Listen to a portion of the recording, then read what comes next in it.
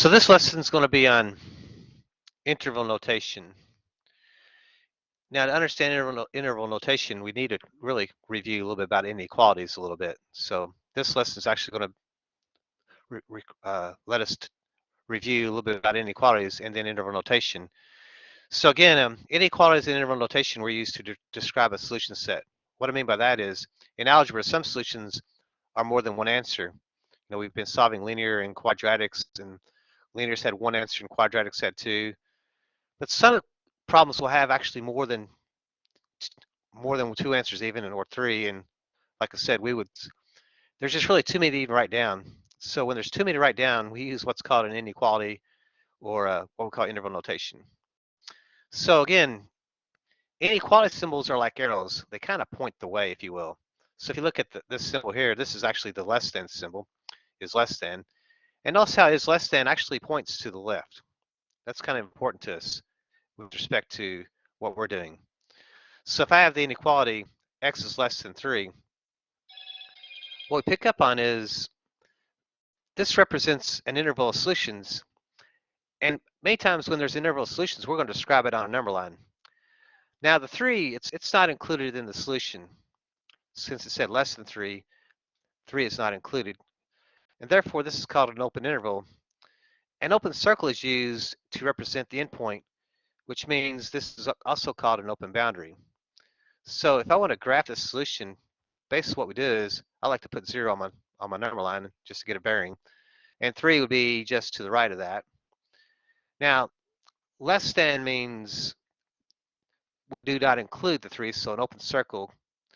Notice how less than, the arrow kind of points the way that less than is actually in this leftward direction. So our sketching, our shading should be over here somewhere to this way. So that would be our kind of our description. So any number left of 3 would kind of be our solution. And that is an infinite number of solutions there. So if we have this symbol here, this is actually the less than or equal to symbol. And now it also points to the left. And if I wanted to graph x is less than or equal to 0, again, I can use a number line to describe the solution. And since 0 is included in the solution, this is actually called a closed interval. And so a closed circle is used as the endpoint, which means this is a closed boundary on that side. So when I sketch this out again, I need my 0. Well, of course, we need 0 here. And since it's less than or equal to, we actually use a solid dot in this situation. And our shading should be, again, to the left. So all of our shading is to the left in this situation. And that would be describing the solution to this problem. Is any number that's 0 or less satisfy this condition? Now this symbol here stands for the greater than. This is the greater than symbol. And notice how it kind of points to the right. So greater than actually means you're to the right of a value. So all the numbers to the right are what we're referring to. So see if we can find an example with this. So if we look at the example, x is greater than -5. Notice how, again, since it's a greater than symbol, this is actually going to be an open interval. And -5 is represented by an open circle. So that endpoint will actually be an open circle. And let's put the solution on the number line. So if we put the solution on the number line, again, I like to locate 0. And then -5 would be somewhere over here left of 0. And since it's an open boundary, we use an open circle. And notice how greater than actually means to point to the right, so we shade to the right. So any solution that is to the right satisfies this condition. So any number to the right of -5 works. So that's how the graph would kind of look, something like that. Now this symbol here is actually refers to as is greater than or equal to. Is greater than or equal to. Hopefully you can fit yours in there. I couldn't. So if I want to graph x is greater than or equal to 2 on a number line, again, I just put the number 0 for our time. And 2 would be to the right of 0. Now, greater than or equal to, notice how it's going to actually be a closed circle. We include it. And notice how the inequality symbol points to the right, so anything to the right of 2 would also be included in the solution. So our solution will look something like that. So since we're including the 2, that's a closed interval. We use a closed circle for that. Now some inequalities are bounded on each end. So I have like -3 is less than x, which is then in turn less than or equal to a 4. So the solutions or shading will actually be between the two boundaries. So when I sketch this out on a graph, the -3 will be my left bound, and the 4 will be my right bound. And since -3 has a less than symbol there, that means I have an open boundary. And the less than or equal to 4 means I have a closed boundary. Now notice how x actually been moved here. You know, this actually means x is greater than -3, which means I should be going to the right of -3. But x has to also be less than or equal to 4. So that's what we mean by a between statement. So anytime you have a left boundary and a right boundary, the shading should be between the two boundaries, be between those values. So again, the -3 is going to be an open boundary, so an open circle, and the 4 is going to be called a closed boundary because of the equal to part. So that endpoint's actually included in the solution. So again, open circles and closed circles are used in graphing number lines involving inequalities. So if I want to graph this solution here, notice how again it's one of those between statements. So I have this 0 here, and then I have this -4 as a left bound. So notice how -4 has a less than or equal to symbol. That means it's actually a closed boundary over here. And less than 0 means that's actually an open boundary. So again, with the inequalities, we use closed circles and open circles. And since it's a between statement, our shading should be in between those two values. That would be our solution, is anything between -4 and 0. But I'm also allowed to include the -4 as part of my answer. So this next thing we're going to get into is what's called interval notation. So interval notation, we're going to be using parentheses and brackets. So the left boundary, we're going to be using an open parenthesis. If it's a right boundary, we're also going to use a parenthesis, but it's going to be a closed parenthesis, if you will. It's going to be opening to the left. If the left boundary is closed, we use a left bracket, if you will. If the boundary at right side is closed, we're going to use a right bracket, or it closest to the left, if you will. So we have a left bracket and a right bracket, and a left parenthesis and a right parenthesis in that situation. Another thing is the positive infinity symbol is going to be used if there isn't a right side boundary. So if there is no right side boundary, we use the positive infinity symbol. And we use the negative infinity symbol if there isn't anything on the left side, if there's not a left side boundary. So if you shade to the left and there's shading forever, we use negative infinity to represent that. So that's how I keep talking about shading and stuff. So graphing is kind of important, all this, to understand what the notation means. They kind of go hand in hand. So in graphing a line with interval notation, we're going to either be using parentheses or brackets. So if I want to graph the following interval using interval notation, using a number line, notice how the left boundary has a bracket. So that -2 is our left boundary. And notice that a bracket's going to be used, and that means it's actually closed. That means -2 is part of the solution. Now the right side has this 5, but notice how the 5 is that parenthesis. That means this is actually an open boundary. That means the 5 is not included in the solution. So in graphing this, you have a -2 over here on the left side, and the right boundary is this 5 over here. Now, again, when we draw the graph, we are going to use, so a bracket will be my left boundary, and a parenthesis will be my my right boundary. Notice how you have your left bracket and your right parenthesis, if you will. And the shading is in between those two symbols. I have to be right of the bracket and left of the parentheses. So I got to be in between those boundaries. That's what that means. So that interval kind of means -2's part of the solution, and you go to the right, but you can't go past 5, and 5's not part of the solution. So anything in between there. And again, we are talking real numbers here.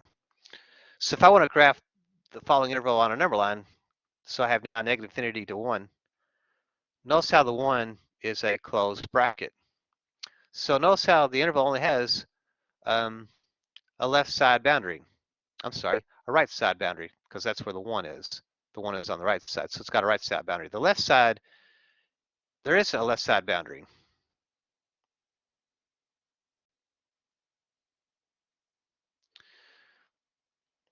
So when I graph this, again, you have 0, and 1 would be over to the right. Notice how 1 is a right side boundary, and 1 would be part of the solution.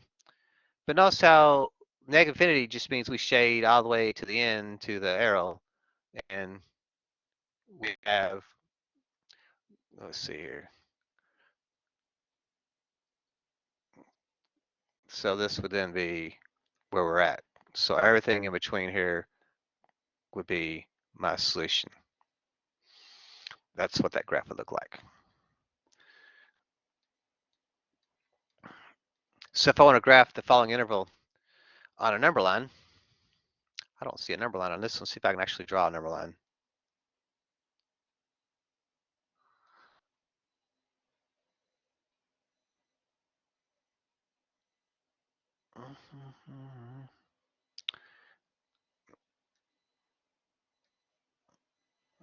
Okay.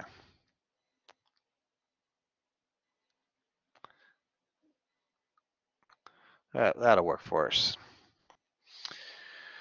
So notice on this one here, the interval only has a -4 is on the left side, so this has a left side boundary. Notice how there isn't a right side boundary because that's where infinity is. So the shading should be off to the right. So when I graph this, again, I have 0 here. -4 would be over here on the left. And when I shade here, let me use a different color here to kind of pick up on this a little bit. So again, I'm going to use a parenthesis since it's open on that side.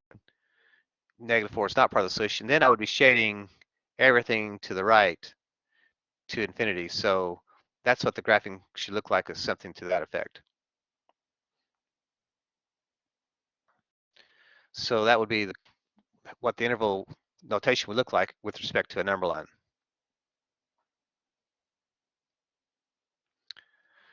So some people consider interval notation kind of a shortcut to inequality notation. It's a lot cleaner, a lot easier to understand sometimes with respect to boundaries and things like that. Now, if I want to rewrite an inequality using interval notation, it's easier to write interval notation if I actually see the graph. So in sketching this, I'm going to see that I have my 0 here. 3 is here. Notice that 3 is a closed boundary because it's including the 3, so I have a solid dot at that boundary. And notice how the inequality symbol is pointing to the right. So it's pointing to the right. My graph should look something like this. So based on the graph, there's only one boundary. That's the 3. And it's going to be a closed boundary. Okay. So it's going to be a closed boundary. So the interval notation we're going to use there, it's actually going to be a parenthesis. And since the inequality is pointing to the right, there means there isn't going to be a right side boundary.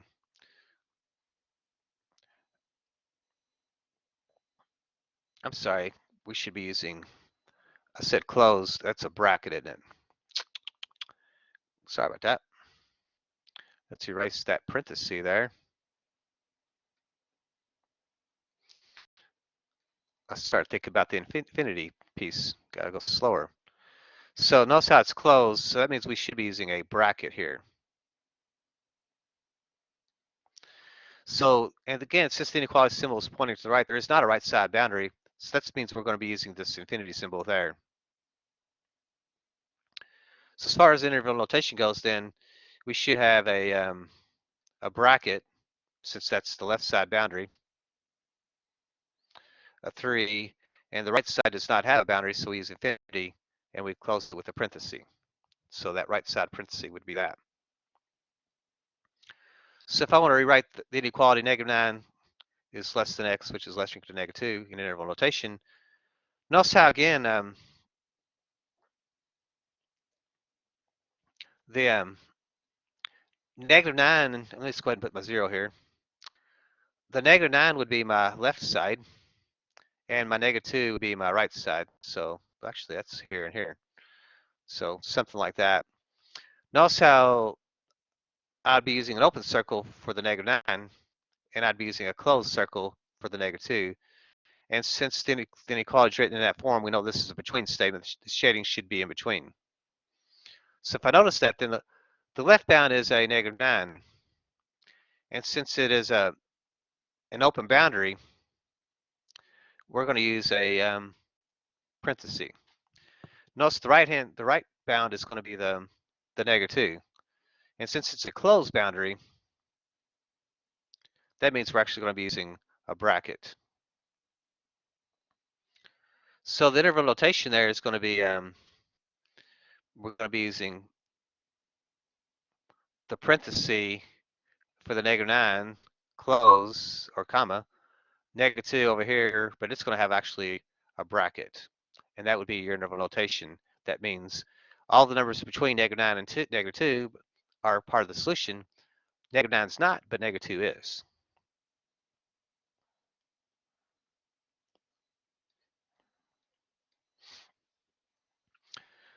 So if I want to write this inequality using interval notation, again, 0 is very helpful. -2 is here. Notice how, again, the arrow is pointing to the left. So -2 is actually going to be an open circle, and my shading should be to the left, since the arrow is pointing, the inequality is pointing to the left. So the only boundary is the -2. And since the equality symbol is pointing to the left, the shading should be to the left. And notice there isn't a left side boundary, so we're going to use the negative infinity for that. The right side boundary, of course, was the -2. And we're going to be using a parenthesis for that, since it's an open boundary.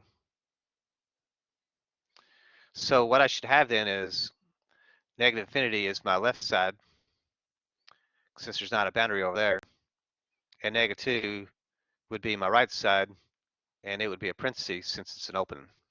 So that means basically there is no bound on the left side, so the shading should be to the left. So if I want to rewrite the interval notation using an inequality, let's see if we can do that now. So notice I have this -5 to 6. So from a graphing perspective, it's easier to see it. So I have my 0 here. My left bound is this -5. My right bound is this 6. Notice how -5 would be a parenthesis, and 6 would be a parenthesis, and my shading would be in between there. So notice how this is a between statement. So since there's two boundaries, we should have a between inequality. So notice that the left bound is the -5, and since it's open, we're going to use, actually we're going to be using the less than symbol because they got to be pointing in that direction. Because remember, x is actually going to be going in the middle. X is actually greater than -5. So the right bound is actually the 6. So notice that x actually has to be less than 6. So the inequality again, notice how we have this -5, which actually has to be less than x because x is actually greater than -5. And then we have to also be less than 6. And that would be the inequality. for that interval. So again, when writing a between statement, the inequality symbols should run in the same direction. That's another little thing to kind of pay attention to. Those inequality symbols should run in the same direction. So if I want to rewrite interval notation using an inequality, notice how we have negative infinity to 4. So again, using a graph, 4 is over here on the right. That's right bound. Negative infinity means there's not a left bound. And so 4 is closed. That means we should have something going off that way. So closed means we're including the endpoint. So the only boundary is the 4. And the shading is to the left. So picking up on that, we pick up on then we should have x is, notice how we're shading to the left, so we should have pointing to the left, less than or equal to 4. That should be an inequality. So x, all the numbers less than or equal to 4 makes sense. Another thing we may have to come across is what's called set builder notation. In set builder notation, we use these other symbols, grouping symbols called braces. Braces are used to represent sets. You probably saw that a lot in your homework already, these little braces. So set builder notation, the way this reads is, the braces stands for the set of, x stands for real numbers, and the vertical bar stands for the word such that. So this represents then the set of real numbers such that. So that's what this notation means. From there, we just place the solution inside the notation. And right now we're going to be using an inequality to represent the solution. So if I were to rewrite the following inequality using set builder notation, what this wants us to use, it wants us to use these braces. And what they want us to do is, when I use a set builder notation, we're going to go set of x's such that. We're going to draw it more formally like that. Then we're going to put the inequality in there, which is x is greater than or equal to 0. And then we're going to close off our other brace with that. And that's what set builder notation looks like. So if I want to write the inequality in set builder notation, again, what they want us to use is these braces. So again, I'm going to say the set of x's such that, then I put the inequality in there. Negative 5 is less than or equal to x, which is then less than or equal to 5.